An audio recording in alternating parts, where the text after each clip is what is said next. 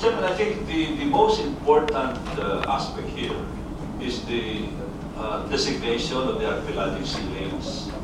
While it is true that appropriation is necessary, I believe, judging from experience and after consulting with some people of the Department of National Defense, the Navy, and the Coast Guard, that they can do without the appropriation, so that we can expedite the passage of this bill. What they can do is just add this to their, in fact, it's already their functions. I strongly believe that there is, it's already embedded among their responsibilities right now to protect the sea lanes of the country. And it's only a matter of them realigning this. They're already doing it. And then in the succeeding years, they'll just realign and submit whatever additional activities they will be conducting in the submission of their respective budgets. And let's leave it up to the executive department to decide, based on existing law, who are going to be the implementing and law enforcement agencies here. In my opinion, it will be basically a combination of the Philippine Navy and the Philippine Coast Guard, depending on where the sea lane is. Maybe in the internal waters, the Coast Guard, maybe the more appropriate. But outside, let's say in the San Bernardino area of Surigao Strait, of Palawan, maybe the Philippine Navy will be the better equipped entity for this, Mr. Chairman. Let the executive decide how to implement this and adjust the budget accordingly. And let's focus only on the designation of the sea lanes in order to speed up the passage of this bill, Mr. Chairman. Mr. Chairman. Mr. Chairman. Yes, Thank you, Mr. Chairman. We would just want to reiterate the position given by the Department of National Defense at the initial hearing regarding the appropriation. While the appropriation of funds with regard to the needed military equipment for the security of the proposed ASLs are welcomed by the DND and the AFP, it is the position of the department that it is not a necessary prerequisite for the definition of the ASLs.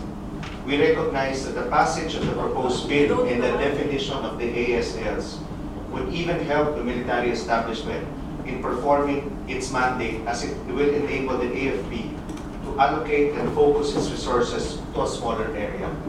So, with the passage alone of the bill, it has helped tremendously the performance of the department and the AFP of its mandate to provide security to the country.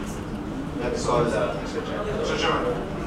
Yes, Congressman Acaba. Well, Mr. Chairman, I proposed some amendments, but it seems to me that the principal proponent is telling us that they don't really need the appropriations. Yeah.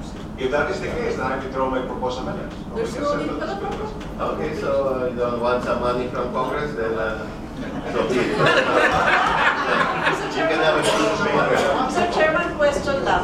Mr. Chairman, I just got bothered with his statement when he said that mabuti yun because mas maliit na lang daw yung area na babantayan nila. Eh, Mr. Chairman, paano kung may pumasok na vessel sa loob ng Philippine territory pero hindi dun sa sea lane duman, may pinagsaksak yun? O, sino magbabantay? We cannot prioritize the Congressman Golez.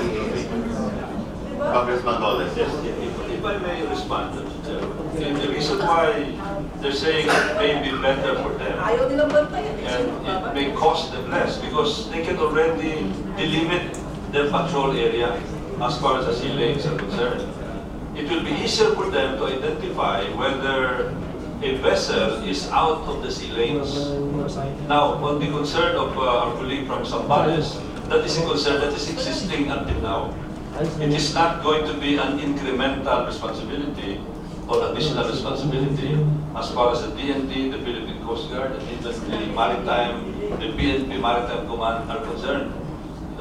It will not add to their these are existing concerns and responsibilities. So I do agree that by delimiting their patrol area, it will cost them less. Because right now, if the sea lanes are not correctly designated by coordinates, they wouldn't know what are the proper patrol areas, Mr. Chairman? It's very difficult to patrol if you don't know what are your specific patrol areas. I judge that from experience, Mr. Chairman. Okay, so Congressman. Mr. Chairman, I withdraw my proposed amendment. I think the House bill is now right for voting. But before that, Mr. Chairman, Congressman, just short comments. With due respect to our colleagues and the DMV, I think we should maintain the appropriation issue. Because, you know, Mr. Chair, I don't want to hear or read again the papers na sasabihin dahil they cannot enforce the law because wala kaming pera eh. Kulang ang perang binigay. So, I was suspension, Mr. Chairman. okay. Finish suspension. they don't need it.